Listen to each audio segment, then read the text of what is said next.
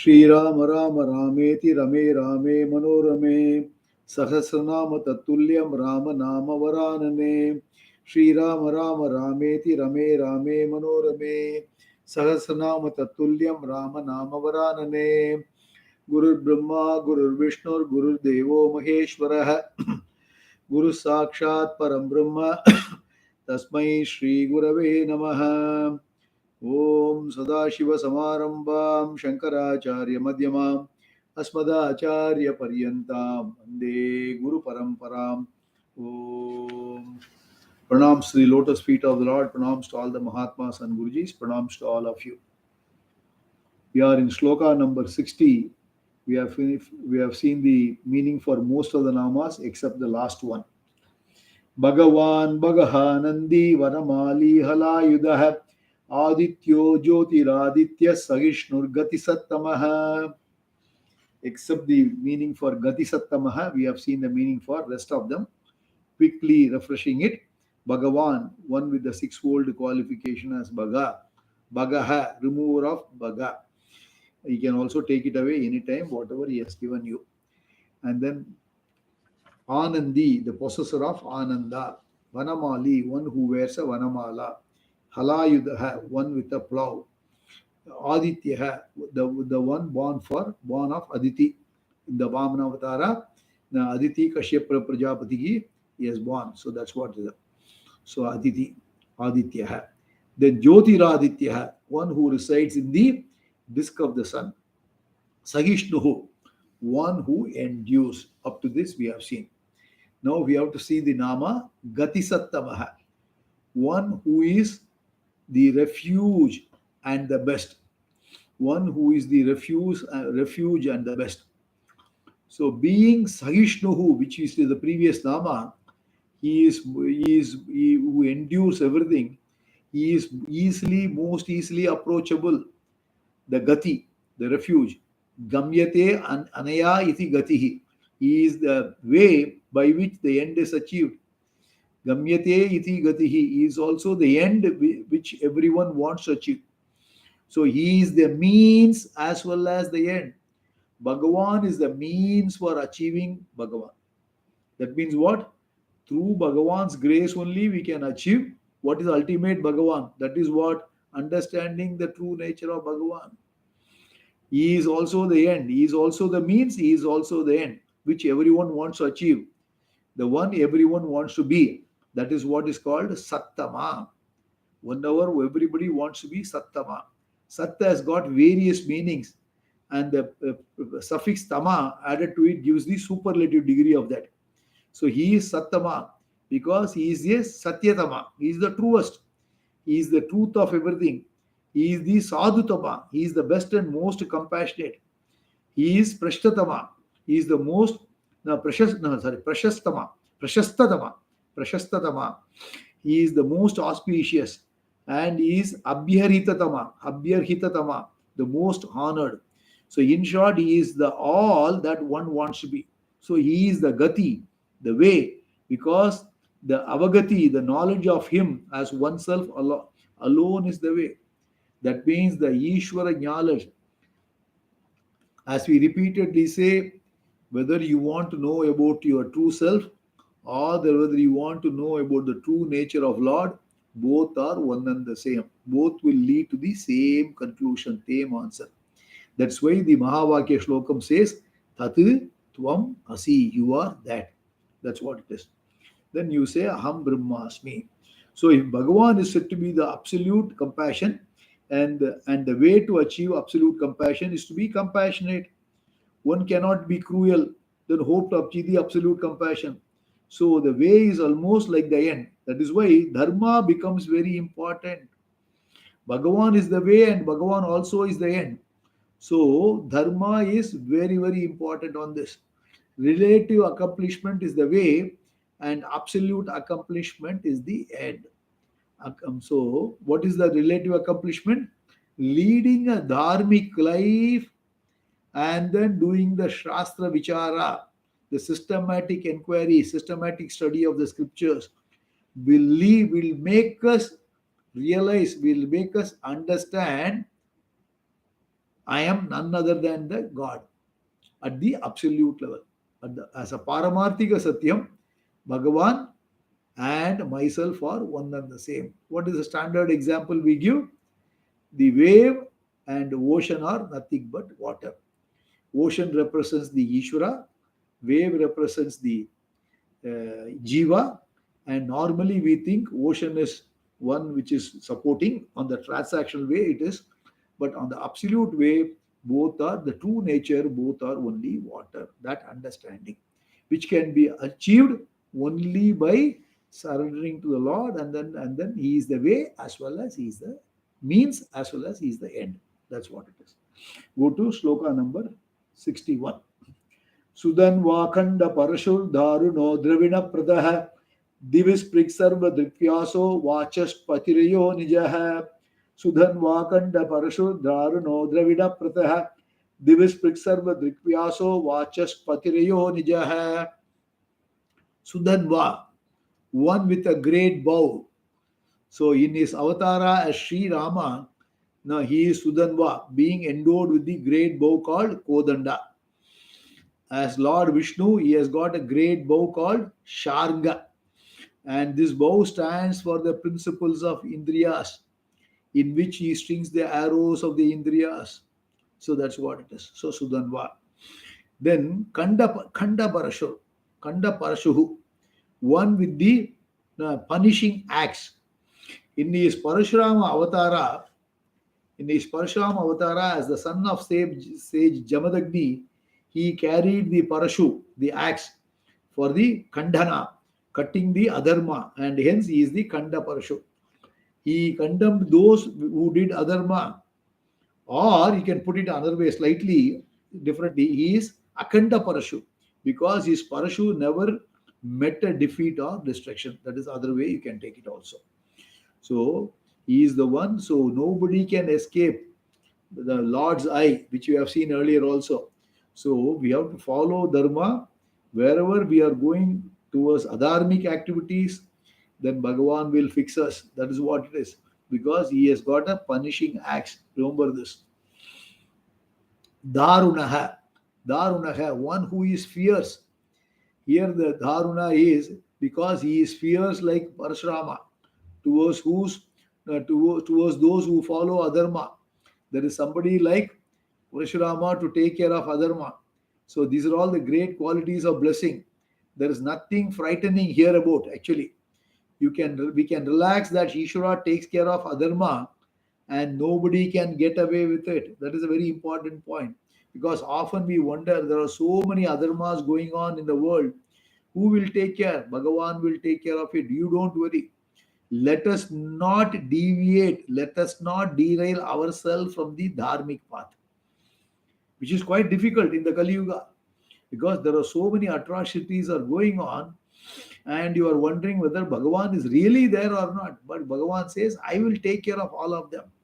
Only thing is, his time period is different than our time period. So he will take care maybe in this Janma or in some other Janma. You and I may not be in this form to see it. But Bhagavan will certainly take care of all those adharmic people. Similarly, Bhagavan will take care of the dharmic people also. Paritranaya sadhuna vinashaya dushkrutam. Dharma samsthapanarthaya sambhavami yuge yuge. So Bhagavan will take care of all those things. So these two namas, if you look at it, he is Kanda Parashuhu and Darunaha. Kanda Parashuhu means he has got a punishing axe, and Darunaha, he is one who is fierce. So whomsoever is going in the adharmic way will get punished. See, normally we have one side of the Lord's view. What is the one side? He is the Karuna Murti. He is a very compassionate. He is the one we will give whatever we ask for. And normally we don't think of the other face of the Lord. The other face of the Lord is what? The Gora Rupa, the Ugra Rupa, the fierce side of the Lord, where Bhagavan beautifully brings it out in the 11th chapter of the Bhagavad Gita, in the Vishwarupa Darshana chapter. When Arjuna wants to see Bhagavan's Swarupam, then he unveils it And initially, when Bhagavan shows this wondrous, beautiful whole universe, and Arjuna was having the Ascharyam. First reaction is what? First emotional response of Arjuna was Ascharyam, wonderstruck. And then the wonderstruck Ascharyam becomes slowly turns when Bhagavan opens his mouth and when all the people are going inside, as it were, then the Ascharyam leads to fear. And you can see those portions where how Arjuna's emotions slowly go away. So the Ascharyam, the wonderstruck Arjuna, got into a fear mode. Then finally, the fear got converted into bhakti mode. Beautiful portions. So originally wonder, Ascharyam, then comes fear, then the bhakti. So here you have to understand Bhagavan is Karunamurti, very compassionate for people who follow dharmic path. For adharmic people, we will show his Ugra Rupa, the Gora Rupa. That's why he has got all those weapons. All the weapon different gods have got is meant for what? For protecting the Dharma. So everybody will face the consequence. Whomsoever is adharmic will face the consequence. You and I need not worry. You and I need not pass the judgment. Whether Ukraine is right or Russia is right, we do not know. And there is a Raja Dharma. So which is very complicated. We do not know. We can make opinions, tons and tons of opinion on anything. But Dharma Shastram is so deep, it is very difficult to understand what is right and what is wrong. Na gahana karmano gatihi. Bhagavan says again in Gita, to understand what is right or not, you do not know. So don't ever pass judgment on things which is beyond your control, which nobody has asked your opinion, because there are judges who will give their opinions. You and I are not in that role. So let us do what we can do. Then what is the dharma which I should follow? I have told you before. So do not do any harm to others what others don't want you to do for you. What you don't expect others to do for you, don't do it for them. So you don't want others to harm you, you don't harm others. Very simple. Very basic of dharma. That's what it is. So Dharunaha. Then Dravina Pradaha. Dravina Pradaha, one who gives wealth. He is the Dravina Prada, who gives the desired object to his devotees. Yo yo yam yam dhanum bhaktaha shraddhayar chitumicchati. Again Gita. So anything anyone wants, the Dravina, wealth, he is the giver of the results. So as the giver of the positive results of the action, he is the Dravina Prada. Of course, you must understand, as an intelligent person, don't ask for small things. Don't ask for dharma, artha, kama. Ask for moksha. He will give moksha. That is implicit. Because if you are unintelligent, you will ask for simple things. Whereas if you are intelligent, you will ask for moksha. So he is the one who is available, and he has got both the hasta. Okay. So he has got both two hands which is kept like this. So he is ready to give all what you want. Then Divishprik. Divisprik. Divisprik means one who touches the heaven. Divisprik. What is the size of Bhagavan? The Shrutis describe him as having his head touching the dew, heaven, and his feet touching the patala. So this description shows that he is all pervasive. That is Vishwarupa. Bhuvpado yasya nabhir Vyedasuranila Chandra Shuryo Chanetre. We have seen earlier the same description. So he is all pervading. As I told you repeatedly, you are supposed to see Lord in everything in this universe. So divinize the whole world and start seeing Lord in each and everything and every being. That is why. So Divisprik means he is all pervading. As his head touches the heaven, and he is Divisprik. These are all symbolic way of expression. That is as if he is touching from the head is touching the heaven, and the feet are touching the patala. All a kind of imagination for you to visualize that Lord is all pervading. That's what you have to take it. That means he is most effulgent being whose pervasiveness is limitless. That is the meaning you should conclude. So Then Sarvadrig Vyasaha. Sarvadrig Vyasaha. Sarvadrig Vyasaha. So here the all-knowing Vyasa. So you can look at it in two meaning. So Sarvadrig and Vyasa together make one Nama. So Jnana of all discipline is called Sarvadrig. As Vyasa, he dilated on all the disciplines of knowledge. And so Bhagavan is called Sarvadrig Vyasa. So here Sarvadrik means Sarvam Pashyati, one who sees everything. So that is called Sarvagyaha. So Sarvagya means omniscient. So Vyasa is Veda Vyasa, who compiled the four Vedas and also the Puranas. So Bhagavan himself is the all-knowing Vyasa.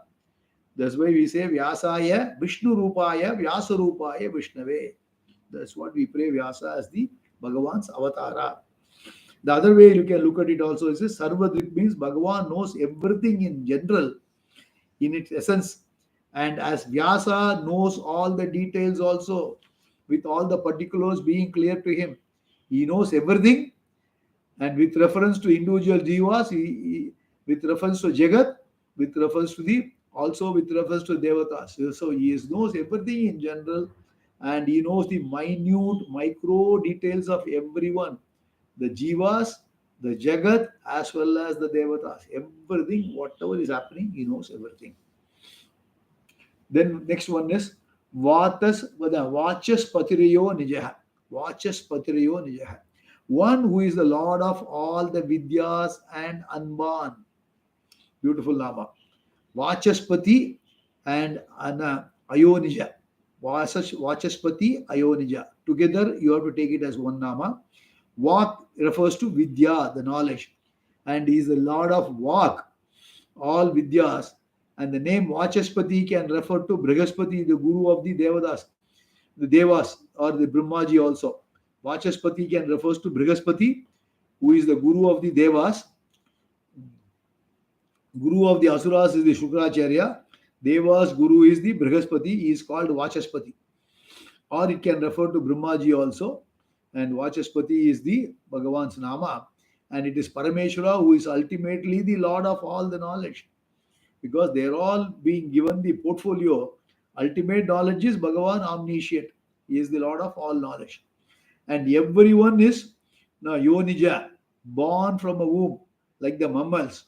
Okay, but Bhagavan is Ayonija, because he is not born, let alone being born of a womb. He is not born, he is Ajaha. Ajoditya Shashvatoyam Puranaha, Nahanyate Hanyamane Sharire. Ajaha. He is not born. Bhagavan does not have date of birth, date of death. Which Bhagavan? The original Lord. The moment Bhagavan, then you will have a confusion. Which Lord we are talking about? The Lord, which is in the Vedantic language, is called Brahman. In the Bhakti language is called Vishnu or Rama, or Shiva, Krishna. Everybody, that the original Lord is formless, which is limitless. That is what we are talking about. Whereas the Saguna Ishvara, the Maya Sakita Brahman is called Ishvara. That Saguna Ishvara, which is coming and going. Oh, Lord Sri Rama, Sri Krishna, Rama Jananam is coming. Next month, Rama Jananam, Rama Sri Ramanavami is coming up. Rama Jananam is on the 10th April this year. Okay, when Sri Ramanavami we celebrate. So where you have got Rama has got the birth date, and then there is something called death date for Lord. We don't say call it as a death, because we call it as a Swargarohanam. So similarly, Krishna, we have got the Janmashtami, so which we do it. Whereas for the absolute Lord, who is formless, who is the ultimate Lord, who has got no guna also, the nirgunam, and no form, that Lord is what? He is the one who is Ayonija. So everyone has got the womb from where it is born. He is Ayonija. So he is not bound by time, and hence he is unborn. Otherwise we call it as a Ajaha. Otherwise he can call it as a Nityaha, unborn. Hence he is the Vachas Patiriyo Nija. He has got the full knowledge, and he is not born at all. He is ever there. He is the one who is the master of even time and space. He is beyond time and space. That is the original nature of Vishnu. Go to next shloka. Okay. Trisama sama gasama nirvanam bheshajam bishak sannyasa kricham ashanto nishta shantif parayanam. Trisama sama gasama nirvanam bheshajam bishak sannyasa kricham ashanto nishta shantif parayanam. Trisama, one, the one praised by the threefold samas. Samaga, the one who sings the saman.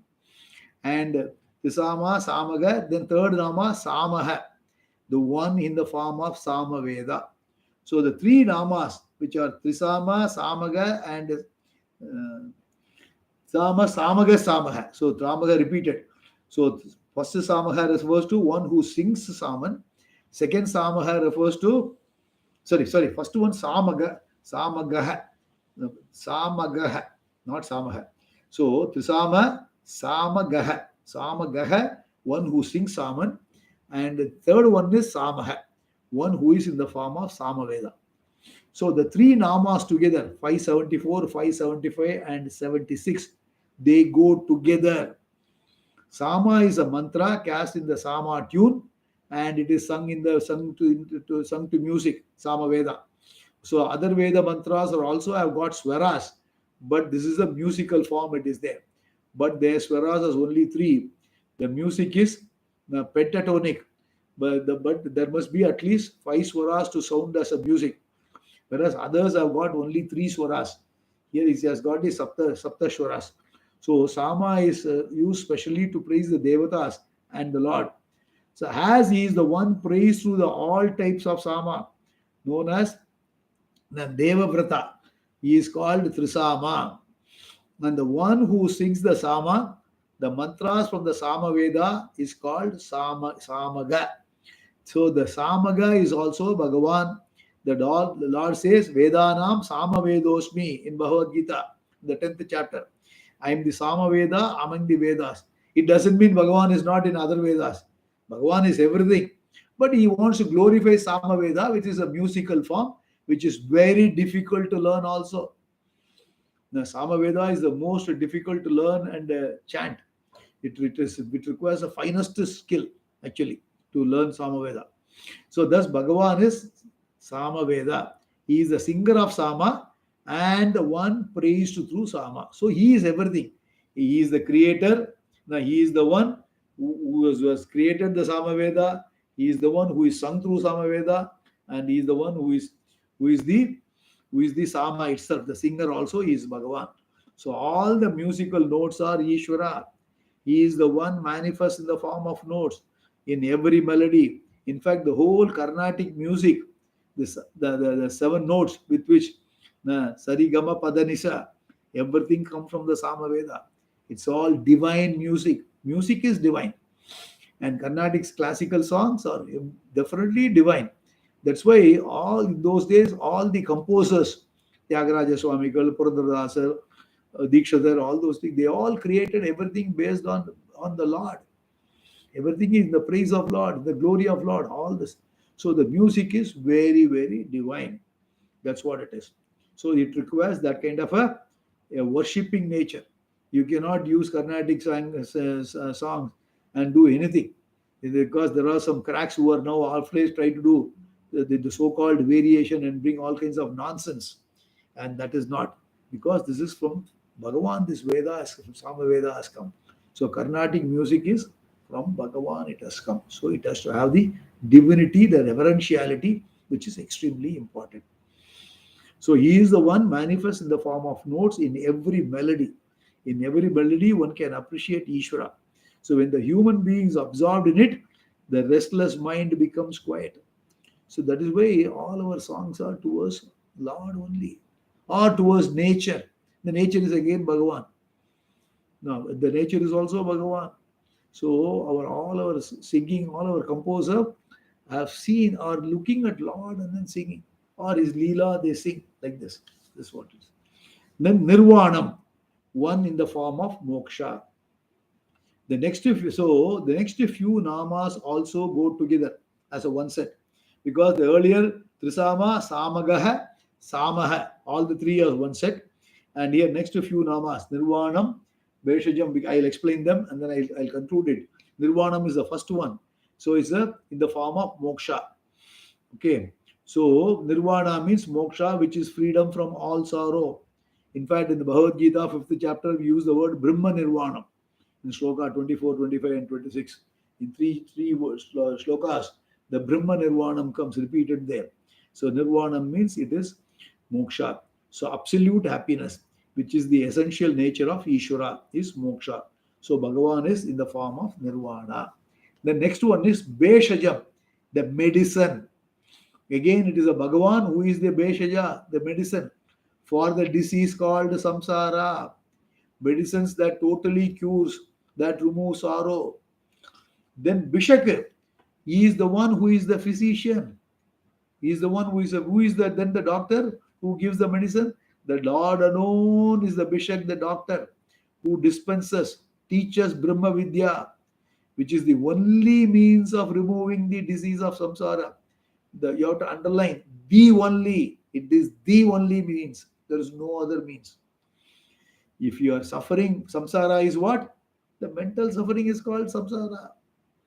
All the kama, krodha, all the anxiety, all the fear, all the tension, everything is samsara.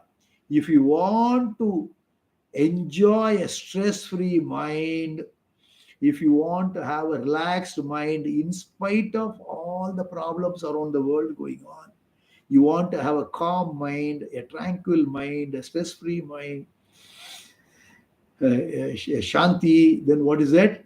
You must get the self-knowledge. So that is the only medicine for the disease called samsara, bhavarogam.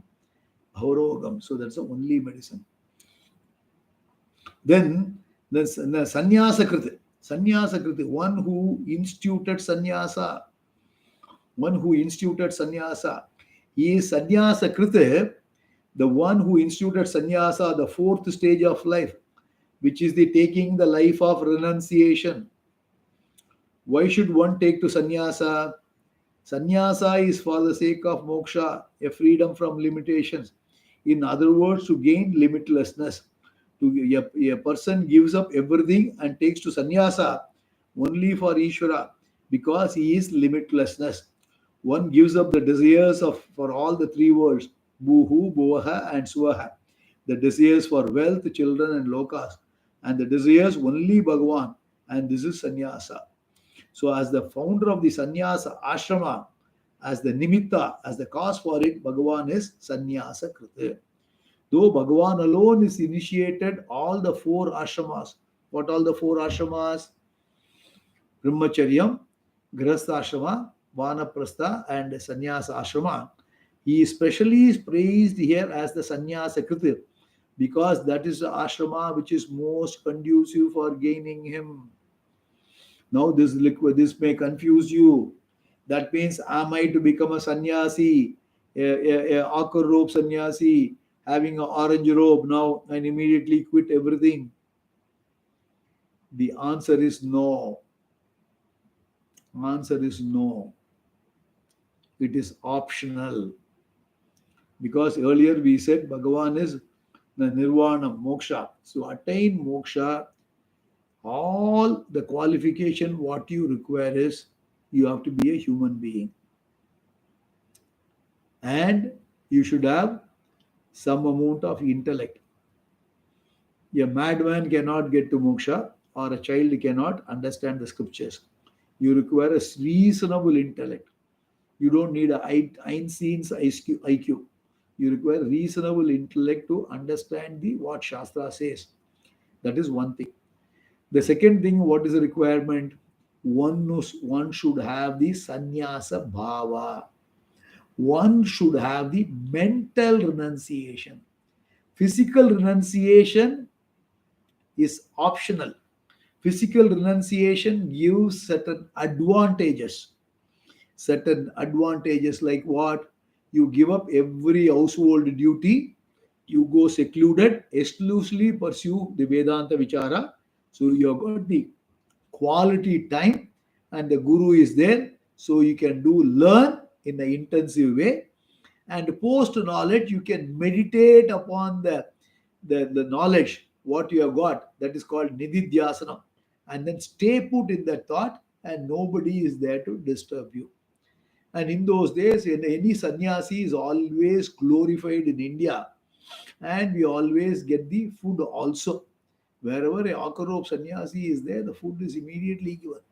In fact, in the North India, the sannyasis are glorified like anything. Compared to South India, North India glorifies sannyasi more than Bhagavan. So, any sannyasi you see, you will be fed by somebody. So, you don't need to worry for your next meal, and you have got, and you have to, somebody will come and give you, because as a sannyasi, you will not be worrying about it.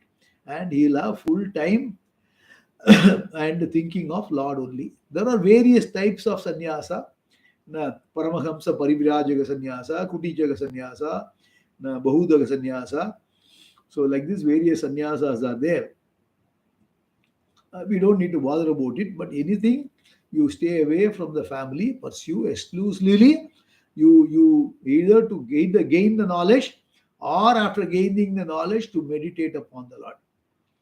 Now, when Bhagavan says sannyasa kriti, it doesn't mean he is not glorifying the other ashramas. It is the sannyasa bhava which is important. Bhagavan clearly spelled it out in Bhagavad Gita. This is why Bhagavad Gita is a fundamental scripture you must study before going to Upanishads. Because if you straight away jump to Upanishad, it is as if it is threatening you. So you must have a clear understanding. Sannyasa bhava is important. Without sannyasa bhava, just akarob, Bhagavan calls this at mityacharam, hypocrite. Karmendriyani samyamya, yayaste manasasmaran, indriya arthan vimudhatma, mityacharasa uchyate. This is what he's saying. So it is not the ashrama sannyasa that is important. Ashrama sannyasa is conducive, but sannyasa bhava is important. What is sannyasa bhava? Sannyasa bhava means detachment from the external world. Detachment from the world, including people, all the material things, and all the situations which you are facing. You must have the complete withdrawal, detachment internally.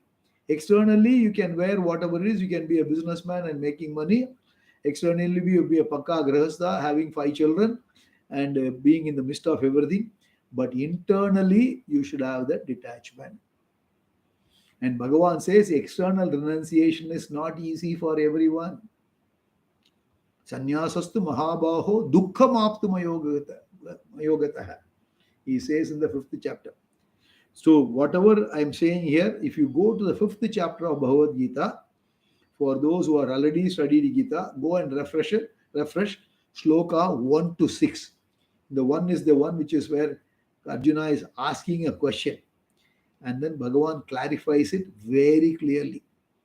And there, one important shloka, Bhagavan defines sannyasa as Nyayasya nitya sannyasi yona dveshtina kankshadi nidvanto hi mahabaho sukham bandhat pramuchyate. So a beautiful portion. So sannyasa kriti means he is the one who instituted the sannyasa ashrama. And Bhagavan says in the Gita, I only instituted all the 4 ashramas. Chaturvanyam maya srishtam guna karma vibhagashah. He says, I have instituted the ashrama and varna dharma. Varna means Brahmana, Kshatriya, Vaishya, Shudra, Varna, based on the social position. And individual position is whether you are a brahmachari, whether you are a householder, or whether you are a vanaprastha, or you are a sannyasi. All the 4 stages of life as an individual level and societal level, the 4 varnas I only created. But I'm not part of any of them. That's what he says. So he is the one. So the concept is very brilliant. And those who come to Gita will explain this, because often confused one, but there's a meaning. So don't ever take sannyasa kriti. He's instituted all the ashramas. And sannyasis are glorified means he is glorifying whomsoever has got inner detachment. Just now we completed the text called Vairagya Shataka. Bhadrahari has done a beautiful text called Vairagya Shatakam, 100 slokas, developing the Vairagya towards this whole world. 100 slokas. Bhadrahari was the Ujjain king who ultimately was it seems was the brother of Vikramaditya, and then he gave up the kingdom and finally took the monkhood, the renunciate, and then he gave this text. He did two more texts, which is called Shingara Shatakam and Nidhi Shatakam. Then, as a sannyasi, he did the Vairagya Shatakam, it seems. So, it's a beautiful text. So, sannyasa bhava is important for all of us. Remember this, very, very important. So, that one. Then, the next one, then sannyasa krite, then samaha, then sorry, there's a sannyasa krit, then shamaha, sorry. Next nama is shamaha, one who ordains the control of mind. One who ordains the control of mind. The shama is the shamaha, one of the fourfold qualification. Samadhi shatka sampati. The shatka sampati la shamaha, damaha, uparama, tidiksha, shraddha, samadhana. So shamaka means the mind control, the calmness of the mind. There is no anger or frustration. All these are resolved, and there is a upashama. That is the sannyasa lakshana. So the sannyasa lakshanam is what? Is shamaha, one who has got shamam, and he is the one it is one of the most important qualities required for a sannyasi. The Smriti says the most important quality to be practiced by a sannyasi is shama. That is sensory channelization, sensory control, sensory restraint. For a vanaprastha, for the forest dwellers, it is the niyama, external restraint, a life of sense control, discipline and meditation as a preparation for sannyasa. For a grihastha, it is the dana, giving the charity. And for the brahmachari, it is the susushu, which is the servicing the guru and listening to the scriptures. So, while all the qualifications are important, the scripture says as a brahmachari, you focus on servicing the guru and listening to the scriptures. As a grihastha, do dana, charity more. That is where you will get the sannyasa bhava. By Tribidam Narayasyedam Dwaram Nashanam Atmanaha Kama Kretos Tada Lobaha Tasmat Eta Trayam Tyajet. Clear instruction Bhagavan gives in Gita. Tribidam, three things, gateway to hell. Kama Krodaha and Lobaha. Lobaha means what? The avariciousness, accumulating everything and not parting with. Both are called Lobaha. Kripanaha, otherwise called. So, as a grihastha, dana is given, is to be done. Charity only will give you the sannyasa bhava. Others will give you, but charity has got the maximum impact developing the sannyasa bhava. So if you do not give charity and talk eloquently and then preach others, no use. I'm talking to myself now. I'm talking to myself to give more. I know of friends who are giving 100% of the income to charity. I know of friends who are giving 100% of the income. They say, I have already saved enough for my rest of the life. I don't need anything. And I have whatever earned, I have been given. I have seen Gita Press, Gorakhpur Gita Press. From the business, they have issued the Gita Press and subsidized books. Even the printing cost is not recovered from the books they have priced. It is for spreading the message. So, as a grihastha, dana is important. Then, as a vanaprasthi, vanaprastha means one who has, in the modern language, a retired person who has finished his basic responsibility of life. He's called, in those days, vanaprastha means a person who is going outside the house, living in the edges of the village. Before formally taking sannyasa, the person wants to test his nerve. So he used to normally, vanaprastha means one who goes to the forest and meditate upon, who has not taken the formal akar rope sannyasa. Either he goes to the forest or who lives in the periphery of the village, and he is called vanaprastha. For him, what is that? Niyama, external restraint, a life of self-control. I know of one person who took to the formal sannyasa. Before that, the guru said, you stay put in one ashrama. Now, it was somewhere near Hosur. And the person stayed inside that small kutil for 2 years, never got out. Of course, he took a permission from his wife before he took the ashrama, which is one of the important qualifications. From a brahmachari, if you want to go to sannyasa, you require the approval of the mother. From the grihastha, if you want to go to sannyasa ashrama, you require the approval of the spouse, the wife. So remember that formal approval is required. Then only you can take it to. So as a vanaprasthas are the one who is the forest dwellers, we call it, who has got the external restraint. A life of sense control is required. For a sannyasi, it is a shama, the mind control. Because even if you have renounced everything from externally, the mind can travel everywhere. The mind can travel everywhere. That is where it is. That is a very, very important qualification. So he is a shamaha. So it is Bhagavan who ordains sannyasa and shama as an important dharma for it. So it is he who is in the form of shama and also in the form of sannyasi who practices shama. Hence he is shama. He is also the shamayita, the extinguisher of all beings at the time of pralaya, and hence he is shama. So the shama nama can be taken in two ways. He is the one who is in the form of shama, or he is the one as a shamayita, extinguisher of all the beings at the time of pralaya. Shama. Then next one is shantaha, one who is tranquil. One who is tranquil.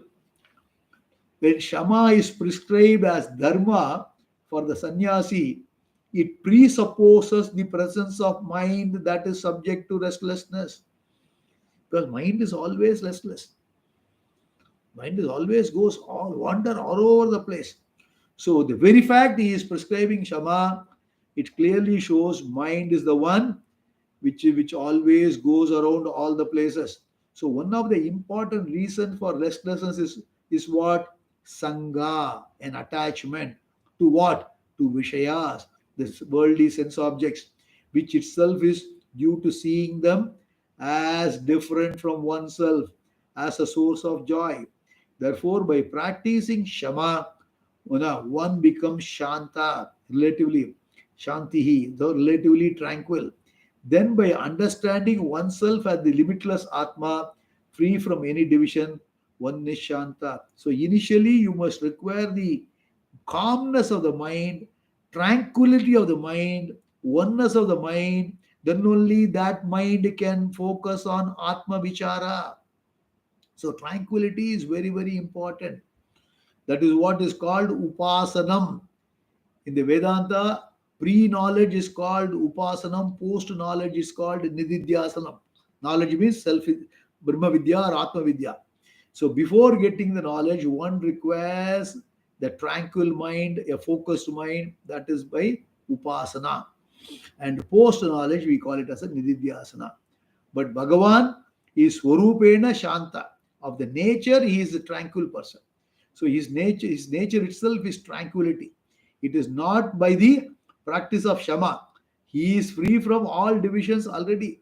He is the knower, known, and knowledge. Triputi, we said no triad. He is beyond the triad. Everything is one. Now, Pramata, Pramana, Prameyam. Pramata, Prama, Prameyam. All of them. Knower, known, and knowledge. Or he is free from all the three. Or himself, because all the three are himself alone. And he knows this. You have to refer to the Brahmarpanam Brahmahavi shloka in the Gita also. So he knows this. So all the divisions are only apparent. Vacharambanam Vikaro Namadeyam. Everything only Nama Rupa, all apparent seeming divisions. The whole world is a Mithya Jagat. Apparent seemingly it appears to be divided. There's only one Ekam Satyam. What is that? Brahma Satyam Jagan Mithya. So that Bhagavan is, so Shruti says, Bhagavan is Nishkalam, Nishkriyam, Shantam. Shvetashara Upanishad says. So free from parts, divisions, free from actions, and tranquil. So Bhagavan is always Shanta, tranquil, free from any of the kinds of divisions. Then Bhagavan is also, I'll stop here because next we have got three more namas.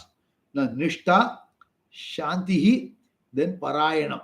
So in this particular shloka, The first three namas, Trisama, Samagaha, Samaha, all the three are one group. Then the rest of the words, namas in this particular shloka has got the connectivity. What all them? We have seen Nirvanam, Beshajam, Bishag, Sannyasa Kritaha, then Shamaha, and then Shantaha. Up to this we have seen.